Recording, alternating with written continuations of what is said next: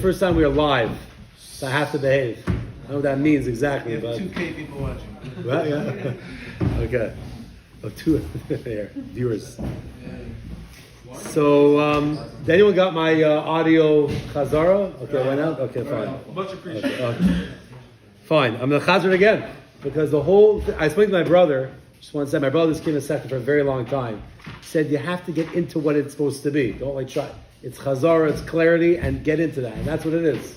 And for the first time, he said he's just like back to my brother Meir, back to just focusing on the Gemara, getting it clear. He could quote Gemaras everywhere. He feels like he knows it in his kishkas. That's really our goal here. So on Chaf Aleph and Aleph, we're going to go to Vitanya in the middle, where after we mentioned the Mishnah in Paro, we're going to quote this brisa that really brings up Rabbi Yehuda's Shita, and that's going to be the question. Vitanya is a brisa that says, Rabbi Yehuda says, Lo Yemavin Delosses, they would not bring doors, El Shvarim, rather they would bring oxen. Here comes the Gemara's question. I Shvarim, when you have the oxen here, which are the oil sheina osi b'dei adamhu. It's a tent that's not made by a person. The Ketani, and still the brisa says, Rabbi Yehuda says, Lo Yemavin Delosses, El Shvarim. And still Rabbi Yehuda tells you, don't bring doors, rather bring shvarim, which means shvarim would be a tent to protect something on top, like these kids. If according to Rabbi Yehuda, it's not made by a person, it's not a tent. So the Gemara says, Ki Yasser Rav Dimi came, Amr Belazar, he said in the name of Rabbi Belazar, Moed Rabbi Yehuda Kamali Egreif. Rabbi Yehuda agrees when it's the size of a fist, and when we say a fist, we mean the size of this big guy Ben Avatiach who had a huge fist. That's already a substantial airspace that even if a person did not make it with kavana, it would be considered oil. And definitely to the shore is that amount of space. Tanya Nami Hachi, we have a brisa that says this as well. This idea, the brisa says, If Yehuda agrees, shkifin are when boulders come out of a hill. When the kike hasloim are clefts in the rocks, when there's like caves in the mountains and clefts in rocks, where you have a roof of rock above you, and there's a big opening, that would be considered an oil, even though it wasn't man-made. But the Gemara has a question, but here we have the door, that there's many agroifen from the ground up until the delas. There's many fists worth of airspace. The Katani, and still the brisa says, Rabbi Yehuda says, don't bring the doors, rather bring the shvarim. What does that mean? How is that going to... If the dlasses don't help you, then why would the shvarim help you? And if the shvarim work, why don't the dlasses work? If Rabbi Yehuda's opinion is that as long as you have a decent amount of airspace, it's an oil, so they both work. What is pshat in Rabbi Yehuda's shita? Amar Abaye answers, he meant to say, Lo yhutzuchu lahavi dlasses. That's what he meant. You don't need to bring doors. The oxen itself are enough. They're wide enough. It's totally fine. Rava said, no. Lo yemavin dlasses, kol ikr, do not bring doors at all. Because the kids are going to be very comfortable, their minds will be very relaxed on these doors. He might stick out his head or one of his limbs, and become tameh from potential suffolk tumah from someone who's buried beyond the door in the ground. This is where we're up to. Tanya Kavase. The Gemara now is going to bring a clear raya to Rava. We just had two answers. We had a bias pshat that you don't need doors, but of course doors work as well. And we had Rava that said, for a different reason, don't bring doors. Obviously, it would be a good tent, and it would protect things on top, but there's a potential issue of a kid sticking out his hand. This brisa is going to say exactly what Rava said. Tanya kavase de Rava. If a brisa, kavase is going de Rava, like Rava. Rabbi Yehuda Aimer, this is the brisa. Rabbi Yehuda says, Loi hayum avin dlasses kol ikr. Don't bring doors at all. Not like a baya, you don't need to. No, do not bring doors, kol ikr, at all. Because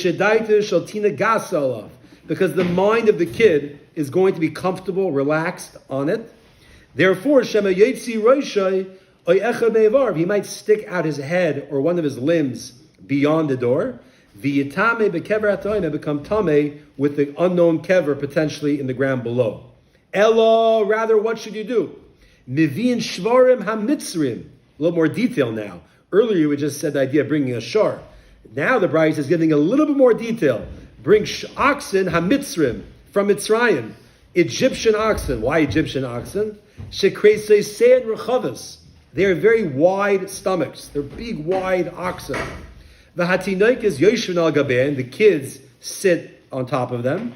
The koisei shel even bidehen, and they have cups of stone in their hands, because those are not makabel tomos. That's the best type of cup to use. Higiya l'shiloach, when they would reach the shiloach spring, because you need natural spring water to make the para, the afer, to put it together with the ashes, to make the stuff you sprinkle on people that are tamei meis. When they get to the shiloach, yardu, they go off the oxen. Umilum, they fill them up. V'alu, they get back up. V'yoshvu lehen al gaben, and they sit again on the oxen. We don't want anyone touching them. They get back on, and they're totally fine. Now we went off tangent from our Mishnah. We had a Mishnah in Oles, we had a Mishnah in Para, and we pretty much basically figured out Rabbi Yehuda's shita. Rabbi Yehuda is the man that says an oil, to be a real oil, if it's a very small amount of airspace, you have to have intention to make it into a tent. But anything that's substantial amount of airspace, you do not need intention, and naturally it is a tent. That is what we're left off with between the two Mishnayos. We're good to go. The problem is our Mishnah and Sukkah, and this is why this whole conversation came up. What's going to be with Rabbi Yehuda's shita? The Gemara has a question now. V'harei mita. Remember the mita, v'harei, and here we have the mita. The mita that we've been discussing in our Mishnah, where somebody slept under a bed in the sukkah, and the question was, is a mita considered an oil or not? Think about that mita. The yeshba kama egroifim, right, from the bed, especially as a 10 tvachim bed. The Gemara made that assumption at the beginning. It's a 10 tvachim bed. From the bed to the ground is a huge amount of airspace. It's for sure an oil, according to Rabbi Yehuda's opinion. Utnan, and what did the Mishnah say? Rabbi Yehuda says, Noyigin ayinu, we were accustomed, Shahayinu yeshenim tachas amita b'fnei hazakenim, that we would sleep under the bed in front of the elders. This is a problem. Rabbi Yehuda in our Mishnah held that even though you're under a bed, we don't look at the bed as being a whole, its own place, its own zone, and your own oil. No. We look at the overall sukkah. You're in a sukkah. The mita doesn't take over. It doesn't take over, but why not? If from the ground to the mita, there's many agroifim, there's many fists worth of space. Even though it wasn't made with intention, someone just plopped the bed down. No one's trying to make an oil. Is that the reason why the Gemara has to say this? What? I'm saying technically they made the bed. So why is it come onto this whole sugya of a grapefruit? Because of the idea that it wasn't made with kavanah b'di'adam. Yeah, it wasn't made with intention. When you put down the mita, you're putting it down to the. We're going to see a little bit more about this in a second. To sleep on it, but it was considered. The Gemara is going to actually answer that in 1 second. But it was just put there to go to sleep. And Rabbi Yehuda says he went to sleep under the bed. So we had a serious problem. We had this whole nice. We wrapped up the mission all this in para, but now we're stuck. Rabbi Yehuda and Sukkah does not shtem. Why is Rabbi Yehuda okay with sleeping under a bed in a sukkah? It should be its own oil, and therefore you're not in the sukkah. So the Gemara answers, Shani mita. A mita is different. A bed's different. Hoyel since uligaba asuya. What's a bed for? A bed is meant to be on top of it. Uligaba, and to be on top of it, asuya, it's made. It's meant to be on top. You're not meant to be underneath the sukkah, underneath the bed. You're supposed to be on top of a bed. You go to sleep on the bed. Since you go to sleep on the bed, even though Rabbi Yehuda generally holds, is what you're saying, generally holds that if it's a sizable airspace, it will be a tent. That's only if it's meant to be used underneath on some level. Here, beds are meant to be slept on, not to go underneath. Maybe your kids, when they're playing on Shabbos, they'll go under the bed. But the average adult male will not go under a bed or use anything under a bed at all. So therefore, we just took care of our problem in Sukkah. You cannot compare anything to the bed. The bed's totally different. It's not meant to be oil at all. It's just meant to be used on top. What you have in mind or what the standard? I think the general standard. General standard, yeah. So we're good to go. But the Gemara says, no. You messed yourself up now. Because now the case of the shvarim doesn't make sense. Shvarim nami legabon asuyim. What are the point of oxen? Oxen also are meant legabon. It's in plural because we're saying shvarim, oxen. Legabon asuyim are meant to go on top. Oxen are meant to ride on, not meant to go underneath an ox. So how can you say the ox is considered an oil? Because there's a lot of airspace, and the kids will go on top, and you got your oil to protect them. It's not meant to be used underneath. Ox is not meant to ride on. It's an animal. Animals are it's meant to be used on top of it. Mostly, it's not meant to go underneath it. Meant to eat. I don't know. Meant to ride on. You meant the kids are riding on the oxen. They're using it to ride on. But if you're ever going to use an ox, That cow is meant to be for the bottom because you get milk from it. When you use it. I hear we can talk about a cow differently. Just, You know what I'm saying? That's not what it's meant A for. shar It's is not meant- a cow. A cow is meant. A bed is meant to use on top. A cow can just put your things. Something meant to use. It's warm. You stop when Hashem made it, he made it to be physical. Right. They're meant. What's it Right. meant to use? The shar, the trying, whatever. There, the whole thing was created for that. So it's meant to be on top. When you guys not created to work with them. It's not created, it's meant to be used on top of it. Hashem created it, like it's work with them. To pull a plow. Or to ride You on. don't ride So on. you put it on Generally, top, oxen, or how do you on. ride on? You ride on. If you use You it, ride on the Josh, you ever rode an ox? No, Try riding on the they have a plow with Some it. by the healthcare events, they have ox riding. No, you pull a What? plow with an ox. You don't ride on it. No, not necessarily. But if you're going to use an ox to use it, you're going to go on top of it. You're not going to go underneath You it. go behind it in a plow. Yeah, it's true. But if you're ever going to use it to ride or use the actual body, you're going to ride on top more than you can be a below. At least below not. Oh, yeah. Those There's no days we reason. had not It's a farm. sport. They ride bulls to knock it thrown off. So, You're gonna say that's bull. so we're left with a question. Could be used for that. When you do use it, use it not the bottom. Could be used. Well, during Chazar, we'll continue. We all have different questions. Yeah. What we're left with at this point is that the bed, we just answered, bed's not used below, so it's not a tent. But we're back to the question because the shore is not either meant to be used below, so why is the shore viewed as a tent? We are back to square one. What do we do about this? It doesn't work out, our idea, to answer up all the Mishnais. So the Gemara has an answer. Ki asa Ravin. When Ravin came, asa means he came from Eretz Yisrael to Bavel.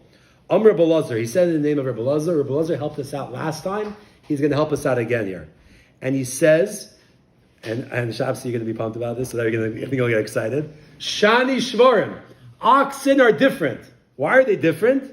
Hoyel, since umeginim al haroyim, they protect shepherds. Bechama in the sunny season. Bipnei achama, from in front of the sun, you want to be sheltered. Ubikshamim, and during the rainy season, because of the rain, shepherds out in the fields, it was raining or it was sunny, they would go under the oxen and they would use underneath it, be like an oil. So it's actually used in that sense. And therefore, the shore is an oil, even though it's not man-made, because people generally use it underneath, there's a lot of airspace, while a mita is never used underneath. So it's not majority, if it's ever. If it's right, if it's some usage, some normal, decent usage. Not a random crazy guy who runs under an ox or something like that. Mishnah said they did go under the beds. Wow. Saying it's not normal. The Mishnah says they went under the beds. They went under the beds. Oh, don't be standing. The Lamaisa, you see in the Mishnah that these Amoraim, they slept under the sukkah. I guess it was such a weird This guy thing. must be interested in it. 'Cause Yeah. he's not like Right. You also have that Gemara that someone slept under the bed to learn halachas of what was going on top. You do have. Right. I hear you, but I guess it has a decent enough usage, and that's on Sukkot. A guy wants to make room for other people. He slept under a bed. Today we have bunk beds, so it's not really. Right, that's also true. That's going to be more popular. So far we're good. That the shore is different, and that's why it can be a tent, because it's used underneath. But now the Gemara comes back to the bed. Ihachi, if this is so, that if you find some sort of reason why you use the space under an ox, there is sometimes that it's being used, okay, then I'm back to you with the mita. Mita nami. If so, the bed also. Since it's used megina and protects menolim on shoes and sandals underneath it. When people used to go to sleep, they would take their shoes and put it under a bed. Now, it's actually referred to Talmidei Chachamim specifically. Why the Gemara choose that example? Because Talmidei Chachamim only put shoes under their bed. And the reason is because you don't want people in your house coming to your bedroom and checking out your bed to see things underneath. Maybe there's like other things that you store there. It's a gnai. It's not respectful for the person. A bed is a place of privacy. You don't want your kids hanging out in your bedroom. So therefore, a Talmid Chacham, the only thing you would store under his bed was his shoes. So that's why the Gemara chose that example. But technically, people did store things under beds. People store shoes. Not food. Food you're not supposed to because of a ruach ra, an evil spirit that rests on the food. It's problematic. But anything else, people did store things under their beds. shoes, sandals. So it is an oil also. If you're telling me a shor is an oil for the times it protects a shepherd, so a bed's also sometimes used underneath. So you're back to your question that the mita is also considered a tent. And if you're in the sukkah underneath it, then you're in your own zone. You're not in the sukkah. Yeah. What do you think the bed's on top of it? Megina, it says. Umegina protects the stuff underneath, the shoes underneath. It protects. You saying what protects? Like what? Sun? I guess it's a safe storage. You know, it's not going to get lost. It's to the side. And under my bed, there's a lot more stuff in this, but the kids, I don't know what happens there. But al kopanim, most people, they do store some things under their beds. So we're back to square one. We have no way to really. The shor is an oil, but the mita is not in the sukkah. How are we going to answer Rabbi Yehuda's opinion? We're a little bit stuck. So comes along the Gemara with a new idea. Ella. Whenever the Gemara says Ella, Ella means like rather, like but rather. The Gemara is now changing gears, trying to like let's actually change what we were thinking till now and come up with a new plan. Ella. The Gemara has a new plan now. Rather, this is what's going on. Amar Rava says, Shani Shvarim. The oxen are different. You know why they're considered an oil, a tent? Hoyo. This is going to be very interesting. The Oil's going to like this a lot. Hoyo, since the asuyim lohagin al bnei me'ayim shalahen. The asuyim, they are meant lohagin to protect al bnei me'ayim. Bnei me'ayim means the innards, the internal organs, shalahen of them. Because an animal, a shar, has bones and like a spine and ribs, that protects. I never thought about it before. Hashem designed our bodies that our internal organs are protected. I guess it'd be dangerous. Imagine a guy fell and his skin just pushed against, or he hit something sharp and punctured his internal organs, chas v'shalom. You have ribs and bones that protect you. We don't think of it like that. We think of it just like the way, like the harder part of our body. But it was actually a protection. And therefore, the animal, you go under the animal on its belly, its skeleton structure is protecting its internal organs. And because of that, it's viewed as an oil, as a protection, and meant to be used in that sense. Just to explain that again. The animal, if he goes on all fours, his belly, he has skeleton in there, it's protecting the internal organs, which are higher up in its belly, and it's like up inside there. And because it's covering that, the skeleton is now viewed as an oil. It's now viewed as an oil. It's not airspace, right? You don't have so much airspace there, but because it's meant to be used like that, Hashem made the skeleton structure to help and protect your innards. It became viewed as an oil. And therefore, even if you go below the skeleton structure, you are now considered inside the oil. You need a pasuk for that. That is so random. I need to hear a pasuk, and the Gemara brings a pasuk. Shenemar, the pasuk says, is a pasuk in, where's this pasuk? And the better Gemaras, you have it faster. In Eev, thank you. It's referring to a human person, a human body. Or ubasar tabisheni. Hashem, you gave me skin and flesh. Tabisheni, you clothed me. Hashem clothed me with skin and flesh. Uvatsames v'gidim tiseichacheni. And with bones and sinews, tiseichacheni. Lashon of schach, you covered me. The bones are a schach. And because the Torah calls bones a schach, even though it's referring to a human being, it applies to animals as well. Animals and humans, if you go underneath them, it's as if you're in an oil. Which is very interesting. So therefore the shor protects the kids because they're above. While a mita doesn't have any usage for both. It has some usage, but we're going more, is it meant to be an oil? And bones are meant to be an oil more than a mita. Shabsi loves that one, right? You have a hard time with that. This is the Gemara's chiluk between the shor and the bed. I don't understand why it doesn't for underneath though. Oh, this is a very good question. The bones, excellent question. The bones are protecting, when you look at the animal, its bones are protecting upwards to protect the internal organs. So why does it work for downwards? It's a great question. Right. And the bed's a protection, sort of safe for the guy to sleep on it. So it should be considered. It's a great question. I don't know. It's a great. I was thinking about it. I don't know of an answer. I didn't research everywhere.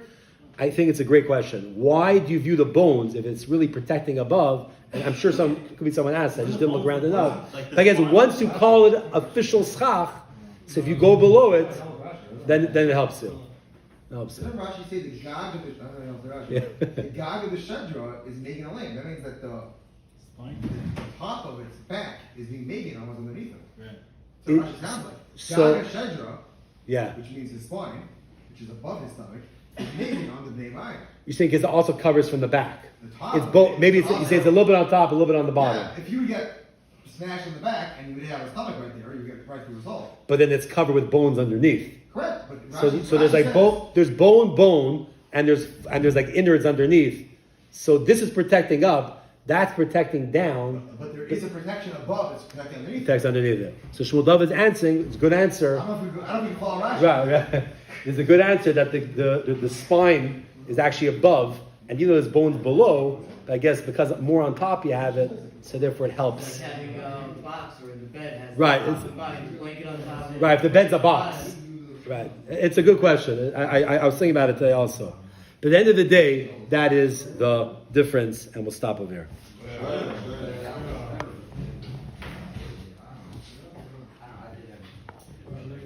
How do you find the Hamilton? What's the code? What? What's it called Hamilton? Still alive? Stopping? Ah.